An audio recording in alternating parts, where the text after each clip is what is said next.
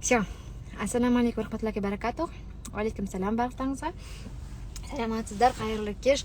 Так, даусым естілді, бәрі әдем болып тұр, Все, уже сразу жауапқа бастайық, потому что менде всегда обязательно эфирға кірген кезде бір пациент звондайды, и сонымен бітті, бүкіл далаға кетеді. Міндетті түрде обязательно біреу звондайды. Жаңа қатып қалдым. Так, енді нормально да барлығы. Қазір нормально болып тұр ғой да барлығы.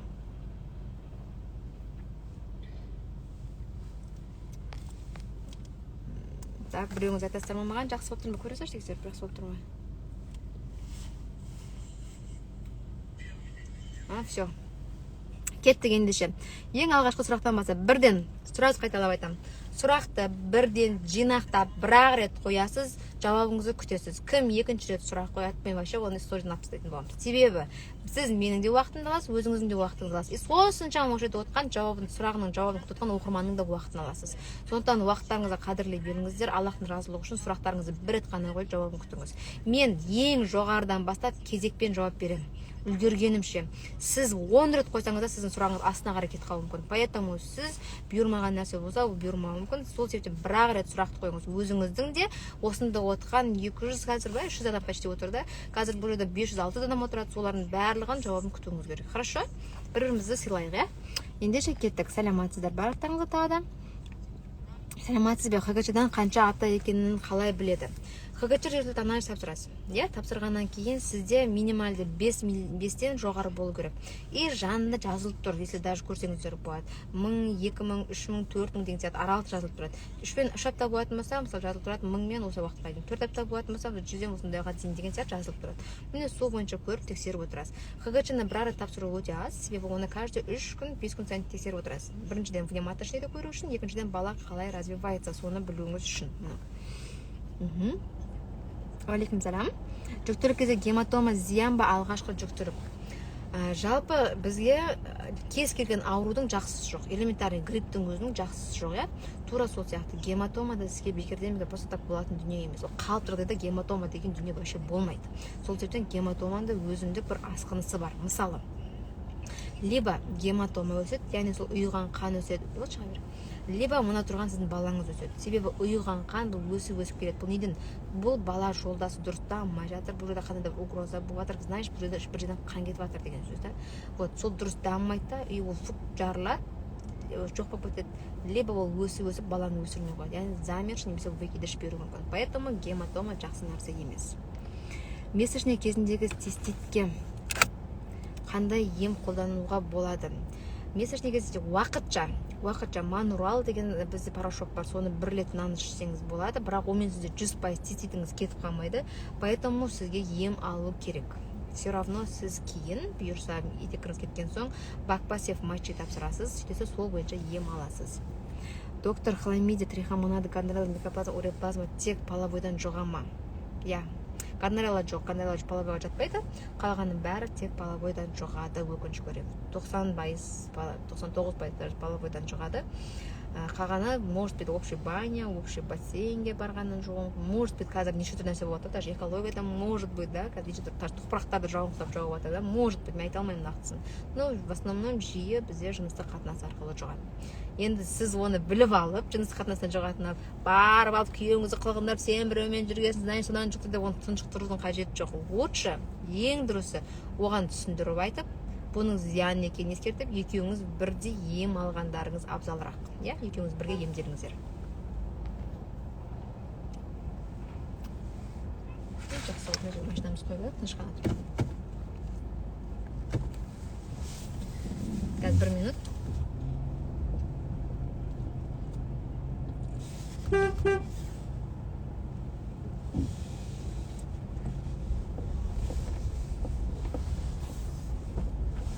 Қазіргі адам машина қойып, машина адамнан қорқып жүрді айтыр, қашан қарасың уже.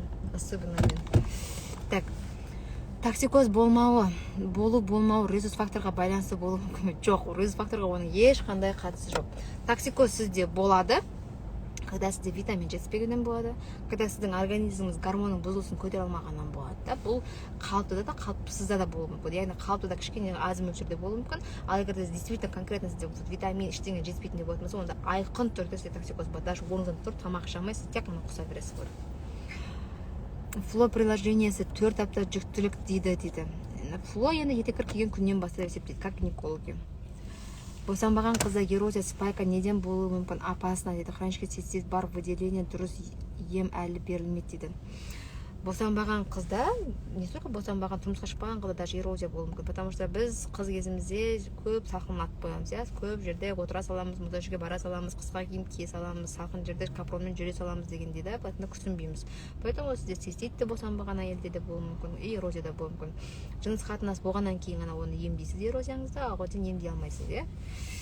Так, прогестерон гормонын табиғи жолмен көтеруге болады ма? Болады. Барлығы мүмкін. Бірақ прогестерон бізде жиі төмендейді, когда сізде пролактин гормоны жоғары болған кезде. Яғни мына бас ми дұрыс жұмыс жасамаған кезде. Ол не?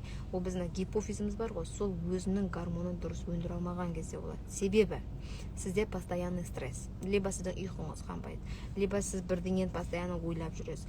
Сіздің миыңыз демалмайды, яғни гипофиз дұрыс демалмайды. Соның әсерінен жиі осындай бас ауруынан гормондар дұрыс бөлінбейді. Естественно, прогестерон содан дұрыс бөлінбейді. Поликистоз диагноз өмір шөбін алдым, ішіп жатырмын, жігітімде сперма 18%. Ару адай. Аллаға шүкір, өмір шөбін ішкеннен бәріңізге бірде 100% емдеп тастайды деп айта алмаймын. Себебі элементарно парацетамол. Парацетамолды мен ішем, например, маған ол көмектеседі, иә? Мысалы да, кәмшатқа берем, кәмшатқа көмектеспеуі мүмкін. Маржан жеді, маржанға көмектеседі. Ал mesela Айшаға берем, Айшаға через 30 минуттан кейін көмектесуі мүмкін. Не үшін? Себебі сіздің ағзаңызға байланысты. Міне, бірінші орында сол. Менің өзімнің бізде статистика бойынша тексеріп отырамыз, ғой, себебі бекерден бекер сатпайсың ғой. Оны тексеріп өтесіз, қаншадан нәтиже болып жатыр, қаншадан нәтиже болып жатқан жоқ. Отзыв кері бағыт бар ма бізге? Соның бәрін көріп отырамыз, иә. Яғни біз отзыв мұны сата алмайсың, дұрыс па? Басында результат болмаса. Шүкір Аллаға, бізде бірақ өмір шөбінен результат өте жақсы. Өте жақсы. Прям 0%-ның өзінен маған жазғандар болды. Вообще 0. Азоспермиядан хотя бы олигоцератоспермия пайда болған. Хотя бы. Одан жайлап көтеріледі. Себебі 0-ден ол 1-ден барып күшті норма 60% бермейді ғой. Жаймендеп көбейтеді. Содан жаймендеп көбейіп жатқандар бізде өте көп.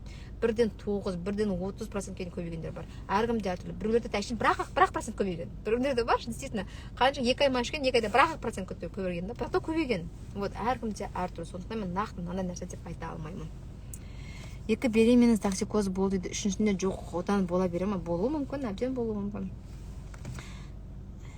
Макияж, африканский косичка қайда дейді, артта қалды, бәрі артта қалды.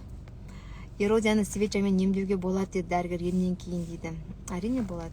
Так, опушение операция жасады дейді. Сіз не дейсіз? Опушение смотря қай дәреже. Яғни бізде төмен түсуі, иә, жатырдың төмен түсуі бізде дәрежеге бөлінеді. Бірінші дәрежесі оны сіз сезбеуіңіз мүмкін, тек қана қолыңыз жоғанда может быть қанаттың жоғары қабаты тиеді, иә. Екінші дәрежесі одан қаттырақ түсуі мүмкін. Үшінші дәреже сіз кіші дәретіңізді ұстай алмайсыз, часто уже кіші дәрет жіберіп қоясыз, жаңағыдай түшкіргенде дегендей да. И особенно қолыңызға үлкендеу нәрсе тіреліп болса, төртінші полнышқа шығып кету, иә. Міне, бірінші, екінші дәреже, хоть үшінші дәреже сіз все равно не істейсіз, жаттығу жасайсыз. Бізде ембиологтан берілген жаттығулар міндетті түрде жасайсыз. Хоть операция істеңіз, хоть істемеңіз, соны жасайсыз. Не үшін? Себебі бұл байлам, маткамды көтеріп тұрған нәрсе байлам. Бұл жерде қан айналым жоқ, ол шаршап тұр. Сіз хоть операциямен көтеріп бақылап қойып қойсаңыз да, мына байлам әлсірей беретін болса, ол операциядан кейін қайтадан түсіп кетуі мүмкін. Поэтому сіз оны поддерживать етіп жоғарыға көтеріп ұстап, ол жердің қан айналымын реттеу үшін сіз на всю жизнь сіз жаттығу жасайсыз. Сонымен қатар сізде опушение жоқ. Бәрі идеально, иә? Но сізге ешкім немес қой, страховка берген жоқ қой, сенде вообще опушение болмайды деп да. Сізде вдруг болып қалуы мүмкін. Поэтому бізде ұсынылған метод, иә, бұл біздің емес медицинаның методы, бұл әрбір әйел бұны сонау 50-60 жасқа келгенге дейін жасау тиіс жаттығу, иә. Двигель мазға ойыңыз қандай? Двигель бұл эстроген, элементарный эстроген. Егер сізде эстрадиол төмен болатын болса, қолдануыңызға болады. Ол мазь, крем. Сәлематсыз ба, босанғаныма 1 ай болды, белдің ауырғаны қалыпты ма? Қараңыз, смотря қалай ауырасың. Анда-санда ауырсыну болатын болса, сіз егер көп жүріп қоятын болсаңыз, көп жатып емізбейсіз, жаңа тұрып балаңызды көтеріп жүретіндей болатын болсаңыз, бұл әрине анда-санда ауырсыну қалыпты. Егер постоянно ауырсыну жатсаңыз тоқтамайтындай болатын болса, әрине бұл қалыпсыз. Либо сізде грыжа, может быть сізде эндометрит, может басқа нәрсе болуы мүмкін. Сәлематсыз ба, қалайсыз? Айыңғы төмен болса өзіңнен бала көтере аламын ба? Лебіз егіз. бізде екі түрлі фаза бар да. Мысалы АМК антимиллер гормон бұл туа біткен сізде төмен болуы мүмкін. Яғни сіз туа біткен деген сөз, сіз туған кезде сізге антимиллер гормон берген жоқ, Алла тағала сізге ұрық жасушасын берген жоқ. Болды. Оны сіз ни в коем случае көбейте алмайсыз. Хоть гормон ішіңіз, хоть басқа нәрсе, хоть шөп, хоть витамин, не ішсеңіз де сіз оны көтере алмайсыз. Потому что ол сізге берілген дүние болды. Мысалы сіздің көзіңіз екі көз берді, сіз қанша витамин, дәрі, плазма, неше нәрсе істесеңіз, сіз көзіңіз шөп өтпейді, мына жаққа, дұрыс па? То же самое. Ал егер антимиллер гормон сізде етеккіріңіз дұрыс болмай, яғни сізде поликистоз болып, сол поликистоздың әсерінен аз көрсетіп тұрған болса, онда оны емдеуге болады. Овуляция екінші сызық модна тұр. Овуляция бар ма? Кофенофлэвт неге береді? Ол гормональный емес па дейді. Овуляция екінші сызық сізде анық шыққан кезде ғана овуляция болады. Екіншісі, как положено, анық шығады. Бірақ овуляция болды, значит, ол жарылды деген сөз емес. Овуляция ол доминантный фолликула өсті, иә. Өскеннен кейін ол либо жарылады, либо кистаға айналады. Оны білу үшін сіз УЗИ-ға түсесіз. УЗИ-ға түсесіз. Сонда УЗИ айтып береді. Либо жарылып овуляция болды, желтые тела бар, либо жарылған жоқ, бұл сөзі киста. Ал квинофолия бұл бізде ішінде біріншіден фертинасы бар, екіншіде иназиті бар, витамин бұл. Өте жақсы көмектеседі. Жүктілікте іш қатуға не істесем болады? Дюфалак ішсеңіз болады. Дюфалак ең лучше нәрсе. Бізде көбісі ойбай, маған дюфалак көмектеспейді дейді. На самом деле соны дұрыс ішпейсіз. Дюфалак ішу үшін бір үлкен қасықты ішесіз, артынша бір стакан жылы су ішесіз. Содан кейін 30 минуттан кейін тамағыңызды ішесіз. Строго диета. Яғни жоғарғы сорттағы ұнды тағамдардың ешқандай түрін қолданбайсыз. Элементарный булочка, печенье то же самое болмайды. Маткадағы суды қалай кетіреді? Маткада су неден пайда болды? Может, ол просто нормада овуляцияның су шығар. Может, ол воспалениен шығар. Может, ол сізде воспаление именно сізде трубканың шығар. Может, ол инфекциядан шығар. Может, вирустан шығар. Неден ол? Мен білмеймін ғой. Поэтому соны тексерілесіз, содан кейін емдейсіз. Сәлематсыз ба? Пастенор деген дәрі зиян ба? Енді сіз қандай не үшін ішіп жүргеніңізді білмеймін, сол себептен нақты айта алмаймын. Иногда болады, ол бізге көмектесетін кездері болады. Иногда болады, наоборот, хуже состояние беру мүмкін. Қалайсыз, қай компанияның D3 жақсы айтасыз ба? Айгүл Әбілдаева, мен жалпы витаминдерді өзім ішетін болсам, специально мына витаминді ішемін деп айта алмаймын. Любой нше беремін. Болсын аптекадан да іше беремін. Айхерттан тоже алып та іше беремін. НЛ-ден да іше беремін. Любой. Алдыма қайсы келесе, соны іше беремін. Қайсының бағасы қол жетімді, ішуге оңай, дәмі жоқ, соны ішемін. Внутриматочная инсеминация не үшін жасалады? Инсеминацияны негізінде бізде оқысаңыз, Google-да ашып қойып инсеминация жасап оқысаңыз, бұл бізде в основном қалай, яғни әйелдер болады, которые күйеуі жоқ, бірақ для себя хочет рожать, вот сондай әйелдерге арналған негізгі метод, да, либо оның ұрығы емес, айтқанда маткаға дұрыс бала қондыра алмаған кезде соған арнайы инсеминация жасайды. Вот сондай әдістері бар, да, ол бәріне бірдей инсеминация деген нәрсе жоқ, поэтому ол смотрите қандай показания.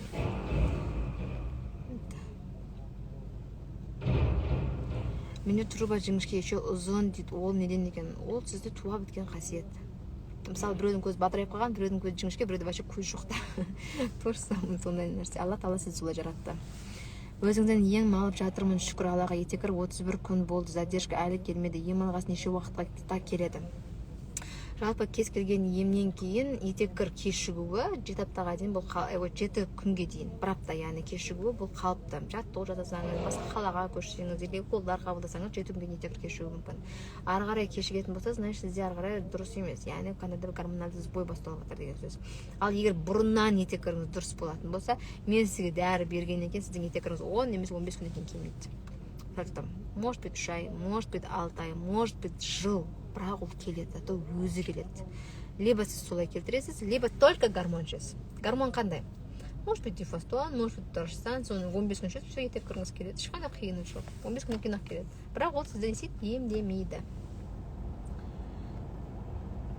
Опушение бұл жыныс қатынас бола ма? Әрине болады. Қалай сіз жыныс қатынасыз жүресіз? Менде резус отрицательно күйеуінде положительно, екінші балаға зияны жоқ па? Бұл жағдайда біз жиі ұсынатынымыз, егер резус отрицательный сізде болатын болса, антирезистантный укол алып салғаныңыз дұрыс. Не үшін? себебі екінші үшінші жүктілікте ертең сіздерде обнаружение титр бермеу үшін, антитела болмау үшін. Поэтому мүмкіндігінше салдырамыз. Оны 2 рет салдырасыз. 28 аптаға дейін 1 рет салдырасыз, сосын босанғаннан кейін 78 сағаттың ішінде 1 рет саласыз. А, кстати, оны өзің сатып аласыз еще. Оны мемлекет одан бермейді сіздерге көмек. Овуляциядан кейін неше күнде ХГЧ қан анализ тапсыруға болады? Вот, мен осында реально таң қаламын. Например, овуляция сізде 14 күні болды. Как вы думаете, 15 все сіз көтердіңіз, что ли? Нет. 2 апта уақыт керек. Овуляциядан кейін бала ұрықтанып бітуі үшін 2 апта уақыт керек. Түсіндіңіз ба? Етеккіріңіз яғни кешігуі тиіс. Етеккір кешікпейінше сіз тексере алмайсыз. ХГЧ-ны да, тестті да. Оның бәрі өтірік. Бізде көп сұрайды, жаңа овуляция етеді алады, сосын мына күні қосыласыз, 15 күн қосыласыз, 15 күн қосылды, мен 16 тест көре берейін ба дейді. Жоқ, ондай болмайды. Обязательно сіз 2 апта күтесіз. Воспаление болды. Мен айтым жаңа, емді мен эфирда бермеймін. Ем берілмейді. Вакцинадан кейін көтере алмай қалу мүмкін бе? Ковидке вакцинациядан кейін ба? Жоқ, мен лично өзім ковидтің вакцинациядан кейін бесплодие болып қалған адамды көрген жоқпын, честно говоря. Бірақ болды, еркектерде, которые кішкене процентін төмендеткендер болды, бірақ кейін витаминдерін олар қайтадан қалпына келтірді, потому что иммунитетті кішкене түсіреді ғой енді вакцина. Сондай жағдай болған болды, бірақ әйелдер прям көтере алмай қалғандар болған жоқ менде. Сәлеметсіз бе, кесіртілігінен соң күйеуім қосылсам қанайды, маткаңда қан бар деді УЗИ. Бұл маткада қан болуы мүмкін бе, или эрозия емес пе? Может быть эрозия, может быть қан остаток болуы мүмкін, екеуі де болуы мүмкін. Өмір шөбі неге көмектеседі? Бірінші орында біз өмір шөбін бұл ер азаматтарға. Ең көп процент бұл ер азаматтарға. Егер күйеуіңізде астенозооспермия, яғни процент, в общем айтқанда процент бізде қалыпты еркекте полный проценті 60-тан жоғары болыр. Яғни А тобы мен Б тобы. Активный мен кішкене жай қимылдайтын екеуін қосқанда 60%. Бірақ бізге ең керек бұл активный подвижность. Активный подвижность кемінде 30-дан жоғары болу керек. Одан төмен ба, значит, сіздің күйеуіңізде что-то не так. Одан бөлек, одан лейкоцит положительный, значит, воспаление. Агглютинация бармай, значит, морфологиясы дұрыс емес, что-то не так. Ода бірдеңе дұрыс дамымай жатыр сперма. Вот. И плюс бізде не бар? Сперма ода кәдімгідей қосылуы мүмкін, күйеуіңіз күнде қалауы мүмкін да. Но бірақ олдан не болады? Просто су да, сылдыр су. Ешқандай пайдасы жоқ, ұрық емес, ол просто су, сылдыр су. Ұрық емес ол су. Либо ода инвалидтер, өңшен толып қалған инвалидтер. Бізде сперма бөледі, жаңа басы бар, құйрығы бар, мойны бар да, оның ондай нәрсе жоқ. Шолақ, шолақ болғаннан кейін маткаға жүгіріп кете алмайды. Естественно, ол бізде не ұрық пайда болмайды. Поэтому осындай нәрселерді реттеу үшін бізге осы өмір шөбін айтып қалдым. Тек қана шөптен жасаған не дәрі. Сол үшін өмір шөбі деп атағанды шыны керек. Бірақ бұның ішінде антибиотик жоқ. Бұл ашиды. Элементарный тамақтың өзін үйге қойып қойсаңыз ашиды ғой. То же самое бұл да ашиды, бірақ ашыған сайын оның эффект күшейе түседі. Қымыз сияқты. Қымыз ашыған сайын ішсең күштірек болады ғой. То же самое ашыған сайын оның эффекті сізде күштірек болады. До овуляция қосылса XX, после овуляция қосылса XY болады деген рас па? Неше пайда сен? Енді қараңыз. Овуляция бізде 1 күн. Дұрыс па? Бізде овуляция 1 күн, біздің аналық жасушамыз максимум 24 сағат өмір сүреді. Минимальный бұл бізде 12 сағат өмір сүреді. Представляете? Біздің жасуша. Ал спермограмма, ер азаматтың сперматозоидтары, сперматозоид 2-3 күн өмір сүре алады екен. 2-3 күн. Енді сіз овуляцияға дейін кейін деген нәрсені дұрыс түсінген жоқсыз да? Например, сізде 15 овуляция, иә? 15 овуляция. Егер сіз 15-не дейін, мысалы 13 күні қосылсаңыз, например, 12 күні қосылсаңыз, одан кейін қосылмаған болсаңыз, может быть, сізде қыз болуы мүмкін. Себебі бізде қыздар живуший дейді, яғни XY хромосомдар, XY хромосомдарда, именно қыздың хромосомасы өзі живуший өмір сүруі мүмкін. Өзі қыз болуы мүмкін, да? Может быть. Либо сіз 15 күні овуляция болды, сіз тест көріп, сол күні қосылсаңыз, сізде XY хромосом бөлінеді, может быть, сізде ол болуы мүмкін, да? Вот, вероятность бұл да. Бұл медицина доказано, да. Антибиотиктермен ем қабылдаған кезде етеккірдің 1 аптадан аса кешуі қалыпты ма? Қалыпты. Молочницаға не істеуге болады? Бірінші орында аузы тыю керек. Сізде молочница ма, Еркінбекова, значит, аузыңызды тыюыңыз керек. Себебі сіз тәтті көп жеп жүрсіз, газированы көп ішіп жүрсіз, дұрыс тамақтанып жүрген жоқсыз. Трубканы тексермей продувание жасауға бола ма? Жоқ, болмайды. Вообще болмайды. сіз бекерден бекер мысалы қазір да үйде отсыз деніңіз сағып сауда мен бармын да мен саған просто так септіре салайыншы десем салдырасыз ба салдырмайсыз иә давай мен сенің аузыңа ингалид себейінші десем септіресіз септірмейсіз иә не үшін қуасың ба мен ауызға жатқан жоқпын тамағымды не үшін себемін дейсіз ғой то же самое нәрсе ғой не үшін бекерден бекер себесіз оны сәлеметсіз ба қалайсыз поликистоз толық емі бар ма қаншама дәрігерге бардым гормоннан басқа ешқандай лечение жоқ көмектесіңізші дейді сәлеметсіз ба поликистоз бізде жылда болатын диагноз иә бұл значит бір емес бірнеше фолликулдар фолликула деген шарлар аналық бетте жасушада тұрған майда шарлар ол шар бізде 6-7 максималды болу керек ал ол бізде 20-25-ге дейін көбейіп кетеді ол бізде көбейген сайын бізде поликистоз яғни ол аналық бет жұмыс жасамай жатыр деген сөз да енді қараңыз бұны сіз емдейсіз бір-ақ күнде емес бір айда да емес даже 6 айда да емес сіз оны жылдап емдейсіз зато нәтижеге жетесіз мен де көтере алмай жүріп көтерген қыздар бар которые көбісі де ұзақ 8 жыл 7 жыл олардың бәрі ойламаңыздар олар маған келді бір айдан кейін все бәрі отлично көтеріп кетті жоқ олармен мен 6 айлап жылдап жұмыс жасадым мен вот сөйтіп мені даже 3 ай 2 айлап менің табалдырығымды создырған қыздар бар олардың ішінде сөйтіп жүріп көтерген қыздар бар поэтому поликистоз оңайлықпен емделмейді бірақ гормон сізді емдемейді гормон сіз ішесіз тегін тамаққа организм просто үйренеді мысалы сіз өзіңіз күніге тамақты біреу пісіріп беріп жатыр әкеліп беріп жатыр пісіреді әкеліп береді сіз не істейсіз үйде бір тамақ істейсіз ба мен вкусно пісірген тамақты ішкім келмейді өзім тамақ ішейінші деп өзіңіз тамақ пісірмейсіз ғой рахаттанып тәтті сол пісірген тамақты жеп жата бересіз иә тоже солай арада да жұмыс істегісі келмейді организм же не дурак так эрозияны күйдіруге бола ма болады әрине күйдіруге қарсы емеспіз күйдіруге болады бірақ күйдіргенмен сіздің эрозияңыз кетіп қалады деп айта алмаймыз себебі эрозия қайталанып шығуы мүмкін егер сіз бастапқы емді емдемесеңіз может 2 жылдан кейін шығады может 6 айдан кейін шығады может 4-5 жылдан кейін шығуы мүмкін бірақ эрозия қайталап шығуы мүмкін осыны ұмытып кетпеңіздер сәлеметсіз бе лейкоспермия болса көтеруге бола ма әрине просто лейкоциттерін емдеу керек чем связано не прикрепился к матке именно нені айтып жатсыз сперматозоидты айтып жатсыз ба нені айтып жатсыз сіз Акрамова сәлеметсіздер 14 неделемен эрозия дейді қаншалықты қауіпті жүктілік кезде эрозияға ештеңе істей алмайсыз өкінішке орай сәлеметсіз бе итекірім әр айдың 11-і келетін еді 2 ай уақытылы келді осы ай 7 күн кешігді бұл нарушение ма максимально 7 күнге дейін кешігу бұл қалыпты бірақ кешігіп жатыр екен 7 күн қалыпты дегенде спокойно жүруге тоже болмайды міндетті түрде қосымша витамин комплекс элементарно хотя бы или вит па фамвиталь ма бір нәрсе ішіңіз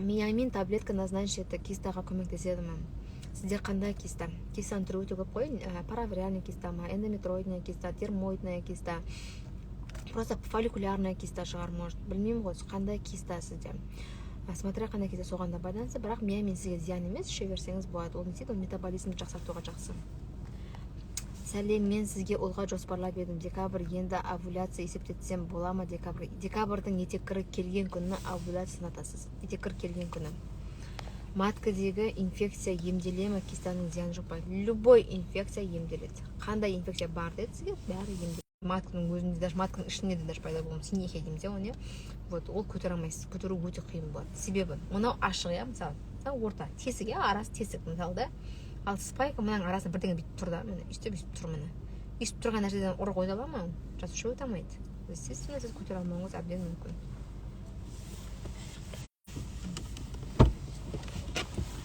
сәлеметсіз бе ер адамда инфекциядан киста пайда болған емделсе балалы болуға мүмкіндік бар ма ер адамның иммунитетін көтеру үшін қандай витамин қабылдауға кеңес бересіз скорее всего кистасын алдыру керек егер күйеуіңізде киста болса оны алдырған дұрысырақ себебі киста в основном бізге ұрық сапасын аталық бізге түсу керек қой бізге спермалар иә сол дұрыс түсе алмайды да содан кейін бізде дұрыс өндірмеген екен де ұрық жаңағыдай бала пайда болмауы мүмкін поэтому лучше бірінші кистасын алдырған дұрысырақ одан кейін әрекет етесіздер ассалаумағалейкум бір рет жүктілік болды внематочный деді екінші рет көтере алмай жүр құрбым көмек бересіз деп алейкум сәлем Ергалиева жазсын маған офлайн консультацияға келсін мүмкіндігінше потому что мен қазір онлайн консультация алып жүрген жоқпын қыздар біріншіден айттым кеше де ескертіп айтқан болатын ең бірінші орында мен өзімді дәл дамыту үстіндемін мен дамытып жатырмын өзімді оқығым келеді мен кітап ашып оқымағаныма честно говоря мен бір айдан асты бір айдан даже 2 ай болған даже мен кітап оқығым келеді мен до того оқығым келеді понимаете бірінші рет адамда ондай Вот мен қазір оқып жатырмын солай. Вот діни жағынан да оқып жатырмын. Қазір мен онлайн түрде де оқып жатырмын. Эндокринология жағынан оқып жатырмын. Поэтому мен оқу үстіндемін. Сондықтан мен онлайн консультация аламын. Бұл біріншіден. Екіншіден қазір отбасылық жағдайымыз бойынша кішкентайымда ауырып жүр. Оған внимание керек. Бала ауырса, баланы емдеу үшін бірінші орында внимание. Бұл ата-анасының вниманиясы. Егер сіз қаншалықты көп внимание берсеңіз, ол антибиотиктен қаншама артық болуы мүмкін. Сол себептен мен қазір бүкіл внимание менің баламда. Сондықтан да мен консультация в данный момент беріп жатқан жоқпын. Бұл көпке емес, хотя осы жаңа жылға дейін осылардың бәрін оқып иншалла бітірген соң январдан бастап бұйырса онлайн консультация бәрін ашатын боламын. Сондықтан кішкене сабыр сақтағандарыңыз дұрысырақ. Оффлайнға келсеңіздер болады, бірақ оффлайнға вряд ли что орын бар, нақтысын білсеңіздер болады. Сіз Гүлназсыз ба? Жоқ, мен Гүлназ емеспін, мен Балнұрмын. Қошанова Балнұр Сейтжапарқызы. Гүлназ ол доктор Сабитовна, Дара Сабитовна. Мен жаспын әлі. Сәлематсыз ба, қалыңыз қалай, босанғаныма 4 анасы гинекологқа барған жоқпын. Вообще выделение келіп жүр, қаты, етекір түсінбей жүрмін. Басында келіп ет жағылып, енді мүлде келіп жүрген жоқ. Босанғаннан кейін камош етекіріңіз келмеуі бұл қалыпты, емдететін болсаңыз, тем более бұл қалыпты сізде, ал выделение вот қалыпсыз. Сізде скорее может эндометрит, в основном бізде после родов дұрыс күтінбегеннен эндометрит болады, яғни воспаление матки. 3 жыл болды көтере алмай жүрмін. Күйеуім проценті жақсы, менде де трубка бәрі аша, гормондар бәрі жақсы. Не себеп болуы мүмкін? Жека анафия. Действительно, сіз айтқандай бәрі жақсы болса, сіз давно көтеретін едіңіз. Бірінші орында. Может быть, сізге Аллах беріп жатқан шығар, дұға жасаңыз. Бірінші, дұға сізге көмектеседі, міндетті түрде көмектеседі. Себебі кейде болады ғой, Аллах сынаған кезде біреуді баламен сынайды. Может, сізді баламен сынап жатқан болуы мүмкін. Сондықтан дұға жасаңыз, кешірім сұраңыз, көп кешірім, айналаңыздың бәрінен кешірім сұрап шығыңыз. Кім бар? Ата-анаңыз, әпкелеріңіз, подружкаларыңыз, қайныңыз, бәрінен кешірім сұрап шығыңыз. Міндетті түрде, бірақ от души сұраңыз. Өтір кешір мен деп айтпай, кәдімгідей от души кешірім сұрап шығыңыз. Потому что когда сіз дұрыс емес болып ренжіп не аласыз, кек сақталып қалады, вот кешірмейді, сол сізге жаза сынақ ретінде беруі мүмкін. Сондықтан кешірім сұрап шығыңыз. Сосын сізге ұсынатыным, бізде гормон бар, анализдер. Антимиллеров гормонға тапсырып.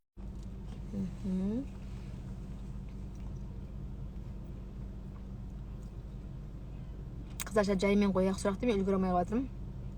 Фолликул жарылған жарылмаған қашан ОЗИге түсіп білсе болады. 28-29 секілді трубка проходимость тексеру обязательно ма, қанша теңге дейді. Мен қанша теңге екенін білмеймін, процедуралардың бәрін білмеймін, қанша теңге, даже препараттың өзіме қанша екенін білмеймін. Аптекада жұмыс жасамаймын ғой мен вообще. Мен вообще үйде отқан гинекологпын да. Или оффлайн отқан. Қараңыз. Трубка проходимость тексеру үшін бірінші орында сізде инфекция болмау керек, екінші орында күйеуіңіздің спермограммасы жақсы болу керек, үшіншіден сізде антимиллер гормон жақсы болу керек. Содан кейін ғана сіз трубка проходимость тексере аласыз. Өзі жақсы емес екенін білесіз. Ал фолликула жарылған, жарылмады, овуляция болған білу үшін бізде арнайы фолликулометрия деген нәрсе бар. Бұл не? Бұл сізді етеккіріңіздің кеткен күннен бастап 3 күн, 4 күнде бір, яғни өзі шақырып отырады. Сол жерде сізге айтады, жарылған, жарылмаған толығырақ соған түсіңіз. Фолликулометрия деп аталынады. Аяғым ауыр 15 апта. Кальпит деді, генобиотик және антибак жазып берді. Кете ма ішсем? Алла шипасын берсе, может быть кетеді. Ассаламу алейкум, менің белім ауырып жүр. Менің 1 жасқа толған қызым бар, ембейді, көтергім келіп жүр. Алейкум сәлем, может сіздің беліңізде грыжа шығар, вообще женские қатысы жоқ шығар. Сәлематсыз ба, ішінеге тырсады, сосын гемоглобин 98 менде, ол норма ма, бала бір жерден қайта 10 рет тебеді, неге екен? Конечно, 10 рет тебеді. Ана баланың орнында мен болғанда, самбал мен сізді 15-20-30 рет тебетін, даже ұйқы өлмейтін бізге теуіп. Потому что қан сізге жетпейді. 98 ол аз. Эритроцит вообще сізде 3 па, бұл кісі айтты, өте аз да. Ал ол қан сізге жетпегеннен, балаға ол тем более жетпейді. Бала жетпей жатыр, балаға қан, представляете, балаға қан жетпей жатыр, ол теуіп жатыр сізді. Маған қан бер, айналайын, қан іш деп жатыр сізге, біреудің қан ішсе барып деп, сізге намек тастап жатыр бала. Поэтому қазір жүгіріп барыңызда железо препаратын алыңыз сатып. И сол железо препаратын ішіңіз, сосын балаңызды кішкене өзінің қалпына келеді. Так. Сәлематсыз ба, кезектілігімен босанған 11 ай болды, көтеріппін, өзім босана аламын ба? Бұйырса, әрине өзіңіз босана аласыз. Ең басты сіздің және балаңыздың денсаулығы жақсы болса болды. Миома жайында айтасыз ба? Және бір айлығым келді, келесі ай 3 күн келді дейді. миома кезінде қан кету, яғни сіз айтқандай бір ай етек кірік сияқты болып қанда выделение келуі мүмкін. Сондықтан сізде миома, скорее всего, үлкен, либо бірнешеу. Миома бізде біреу емес, ол 5, 6, 10-ға дейін көбейеді. Ол өскен кезде до того мен басынан үлкен болып кетуі мүмкін. Поэтому сіз миоманы алдыртасыз. Тем более осында қан келу болады. Оны алдырып тастау керек. Ешқандай зиян жоқ, жатырға да зиян жоқ. Просто миоманы өзін алып тастайды болды. Спираль зиян ба бірінші босанғаннан кейін? Егер сіз емделіп барып спиральді салсаңыз, ешқандай сізге қиындық тудырмайды. Мысалы мен салдым, босандым, ешқандай қиындық туған жоқ. Потому что спираль салып көтере алмай қалды деген өтірік. Спираль салмай да көтере алмай жүргендер бар. Поэтому оған байланысты емес. Менде 22 апта баланың почкасында су жиналған дейді, кетіп қалады екен? Әрине кетеді. Просто бала кіші дәретке барғысы келіп тұр, сол жерден пиялактезия су жиналған деп тұр. Кіші дәретке шықса, бала кетіп қалады. Сәлеметсіз бе, жүктімін, белок көбеймеу үшін не істеу керек? Ауызды тыю керек, дұрыс тамақтану керек, ащы тағамдардың алыста, газированный судың алыста болу, тәттілердің алыста, жиі сіз наоборот жаңағыдай қымыз, ашымаған қымыз, сүтті тағамдар, айран, творог, сондайлар жеуіңіз керек. Сәлеметсіз бе, менде эрозия шейки матки деді, сосын инфекция бар деді, трихомониаз деген ем берді, соларды пайдаланып емдетсем көтеруге болады ма? Аяулым, егер емді күйеуіңізбен бірге бастап, бірдей аяқтап, емнің арасын үзбей, ем кезінде жыныс қатынасқа түспей емделетін болсаңыздар, бұйырса көтересіз. Етеккір кешігіп жатыр дейді. Төп, мен сізде үлгермей қалып жатырмын.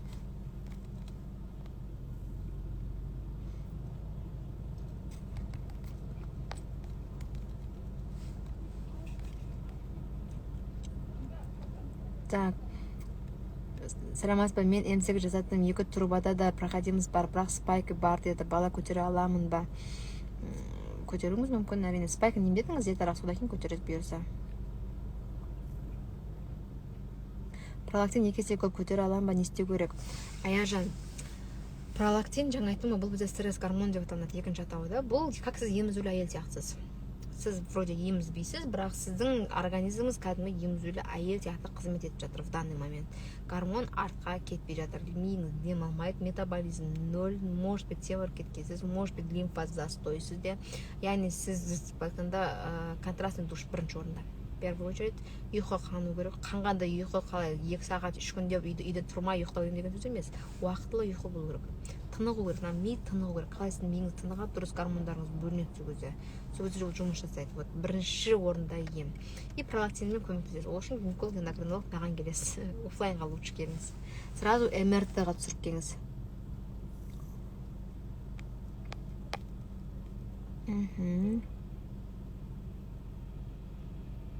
Сенеке малый половой көп қыздарда ол қалай бір-бірімен жабысып қалмай, ол үлкен половой көпті де жабысып тұра ма төмен жағы деді. Сенеке любой жерде болуы мүмкін. Ол сіздің көзіңізде де болуы мүмкін. Ол мұрнның ішінде, ол половой губта да болуы мүмкін. Ол влагалище, любой жерде болуы мүмкін. Сенеке бір-біріне жабысып қалу. Жабысып қалғанда қалай ол? Бүйтіп полностью жабысып қалмайды. Мына екеуінің арасында бірдеңе жабыстырып былай ұстап тұр деген сөз. Екеуінің бақытын ұстап тұр деген сөз міне. Сол бізде сенеке. Бұл бізде в основном болады, когда организм уже шаршайды былай айтқанда. Қимыл аз болады сізде. Қимылдамайсыз. Может жата бересіз, может бір операция болды сізде, в основном операциядан кейін тоже самое сондай болады. Яғни ол жерде метаболизм дұрыс болмайды, ферменттер дұрыс жүгірмейді, өзінің қызметін әрқайсысы ағза өзі атқармайды. Содан сөйтіп бір-біріне жайлап жабысады, арасында бірдеңе әйтеуір бір сіңір сияқты нәрсе пайда бола бастайды уже. Так, алғашқы жүктілікте кесіршінен болдым, 3 жылға дейін қалай сақтансам болады екен дейді. Ең зиянсыз әдіс бұл презерватив. Екінші орында Фарматекс, немесе Today, Lady деген сияқты свечалар бар. Яғни әр жыныстық қатынасқа түсерден 3-4 минут алдын, минималды, максималды 10 минут бұрын вагинаны саласыз. Саған кейін жыныстық қатынасқа түсе бересіз. Ешқандай зияны жоқ, абылшылдап кетпейді, ондай несе болмайды, уайымдамасаңыз болады. Фемибион күніне бір-ақ рет ішесіз. Ембеуден қатысқан ниетім тағы новыйына қатысқым келіп тұр. Қатысыңыз Айсұлу, новый. Егер сіз осы бір ай алдын қатысқан болсаңыз, сонда қатысқаны дұрысырақ. Себебі біздің жаңартқанға енді бір ай болды. Ембилдік негізі қызық, маған өзіме де қатты адушы отырып айтады әңгіме ғой жерде. Бізде қазір көшкілер вип жоқ ол жерде. 7 аптада евревит қабылдауға бола ма? Болады қабылдауыңыз. Аналық без кішкентай деген диагноз бола ма? Болады. Аналық без детский маткада. Тура содан аталық без кішкентай болуы мүмкін. Детский балалар кішкентай балалар сияқты болуы да мүмкін. Ондай да диагноз бар. В общем, не жоқ қазір бәрі бар. Так. Саламатсыз ба, спайка сол жақ трубада болса, так, оны айттық уже. Мен жаңа айтқан болатын. Оразадан так, сәлеметсіз бе, балам 9 ай, бірақ ақтай спираль салдыртуға бола ма? Айгүлім, Сагдат, сіз 9 ай ғой, уже балаңыз үлкен, уже шейкаңыз қатып тұр. Етеккіріңіз келіп жүрсе, етеккіріңіздің 3-4 күні барып салдырсаңыз болады. Шейкаңыз сол кезде ашылады. Ал негізі босанғаннан кейін 42 күннен кейін сразу салып тастау керек. Өзіңіз босанған болсаңыз, сол кезде ең дұрысы. Ассалаумағалейкум, уалейкум сәлам. Түрпе тапталығы өздігінен түсіп болды. Себебін қалай анықтасақ болады айтсаңыз. Бірінші инфекция тапсырасыз. Бүкіл инфекцияның түріне, соның ішінде вирустарға қан түрінде тапсырасыз. Цитомегаловирус, герпес, краснуха деген. Менде осы түрлі арнайы пост бар, соны көрсеңіз де болады.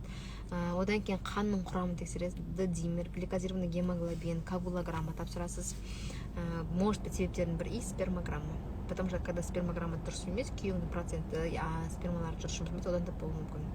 Машалла, орамал әлем жарасы қапты. Рахмет, Айша бибі. Өмір шөбін көтерсе де іше берсе бола ма? Жоқ, көтерген кезде ішуге болмайды. Сіз көтерсеңіз, онда оны күйеуіңізге беріңіз. Себебі сіз көтерсеңіз де күйеуіңіз оны ішеді. Сәлематсыз, имплицит месячный келтіріп тұрақтауға көмектеседі ма? 100% көмектеседі деп айтпаймын. Бірақ бізде болды осындай случайлар, которые етеккір 2-ақ күн, 3-ақ күн, 1-ақ күн жағылып келіп, климакс басталып кетті деп жүрген қыздарда етеккір дұрыс келіп кеткендер болды. Постоянно ауырсынып келетіндер, жақсарып кеткендер болды да. Әркімде әртүрлі. Поэтому мен нақты мынаны деп айтамын. Бірақ сізге точно зиян келтірмейді. Баста ісік болса босануға бола ма? Смотря ісік қандай ісік сізде. Сіздің денсаулығыңызға зиян келтіретін ісік па, сізде зиян келтірмейтін ісік па, соған да байланысты. Егер зиянсыз, қатерсіз істер өте көп. Мысалы, элементарный қалдың өзі бізде медицина тілмегінде ісік, қатерсіз ісік, сондай сияқты нәрсе болатын болса, ол жоқ, ол зиян емес сізге.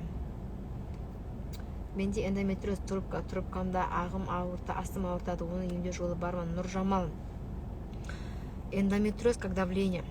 Сіздің давлениеңіз емдей алмайсыз ғой, дұрыс па? Давление сізде шыға береді.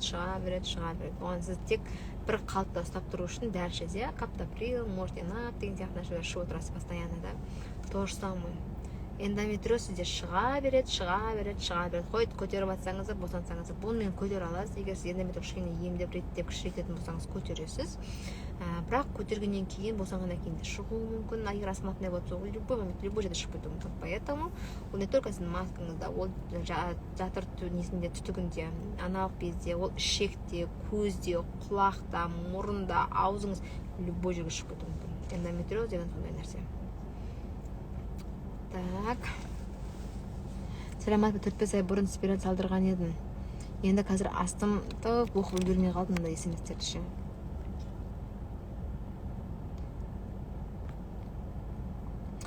Көп сұрақтар бізде қайталанып кеткен қыздар, поэтому мен арасын тастап отырмын.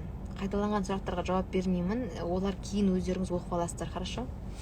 Эфирді YouTube каналына сақтаймын. Кейде выделение шамалы ғана қан болады, қаупі жоқ па? Қауіп жоқ, уайымдамасаңыз болады. Двусторонний сальпинговарит дейді өз үйден. Диссертация 2 мезгіл, 2 күнге бала жоспарлап жүрмейді. Сіздің сальпингитіңізді диссертациядан точно емдемейді. Диссертация ол, наоборот, спайкаға жақсы, да? Бұл сізді емдемейді, ол антибиотик жоқ қой дейсің. Тем более сізде бір емес. Сальпинговарит, значит, трубкаңызда суықтаған, аналық безіңізде суықтаған. Оны диссертацияда точно емдемейді. Гинекологыңызды ауыстырыңыз, басқа гинекологқа барыңыз. Сәлематсыз ба, эрозияны күйдірмей емдеуге бола ма? Эрозияны хоть күйдіріңіз, хоть күйдірмеңіз, все равно сіз 6 айдан ем алып отырасыз. Каждый 6 ай сайын ем алып отыруыңыз керек. Бұл тиіс, міндетті, обязательно.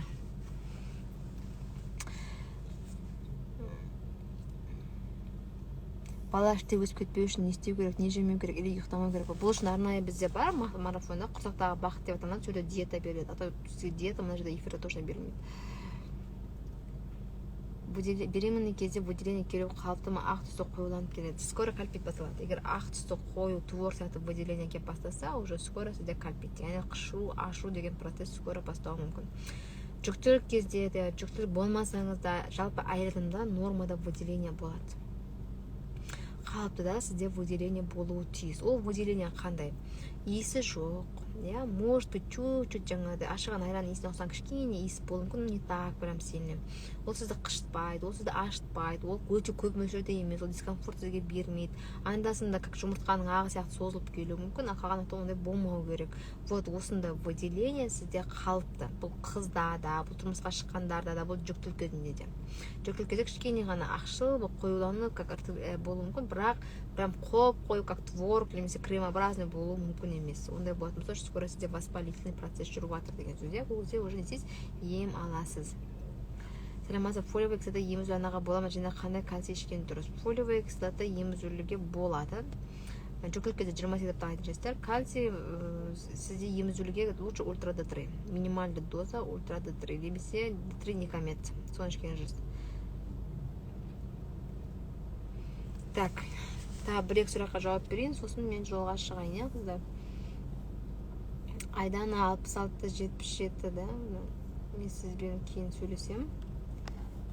Сәлематсыз ба, етекірім тұрақты емес, 3 ай болды келмейді. Консультацияға келіңіз, офлайн приемға келіңіз. Опушение матки арналған марафон, бізде имбилдик марафон ғой, имбилдик марафон деп аталынады. Бағасы 7200 теңге. Босануда пробка кетеді ма, обязательно ма дейді.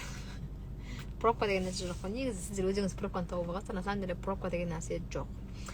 Ол не? Босанатын алдында біздің шейка дайындалады. Шейка дайындалған кезде мынау қысылып тұрған, жабысып тұрған шейк кішкене ашылады да, сол ашылған кезде сөзден выделение келеді. Может ол қан түрінде, может қан емес, просто көп қоймалжың зат түрінде жүріп выделение келеді. Міне, осыны сіздер пробка дейсіздер. На самом деле ол ешқандай пробка емес.